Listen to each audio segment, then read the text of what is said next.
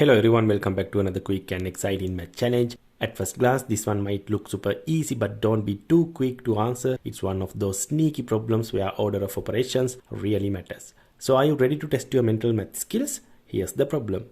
What is the value of 3 minus 3 times 3 plus 3 times 0? Your answer choices are A0, B negative 2, C negative 6 and D 9. Take a moment to look at it carefully and think it through. Got your answer? Great, let's walk through it step by step and see if you got it right. Now in math, the order in which we perform operations is very important. That's why we use PEMDAS, a helpful rule that tells us the correct order. Parentheses, exponents, multiplication and division, addition and subtraction. Let's apply that to our problem. First we look for parentheses. None here. Then exponents. Nope, not in this one either.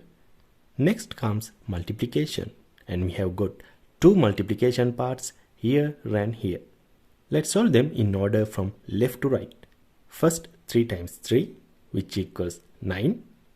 Then 3 times 0, which equals 0. Now our expression looks like this.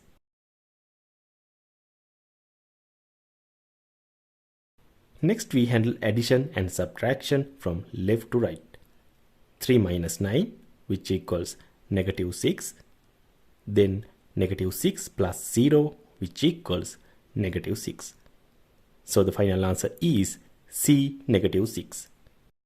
Did you get it right? If so, awesome job. And if you didn't, don't worry. These kinds of problems are the perfect way to sharpen your math skills and improve your understanding of math fundamentals like PEMDAS. Thanks for solving this problem with me. If you found this helpful or fun, don't forget to like this video and subscribe for more fast-paced math challenges. That's all for today. See you in the next video.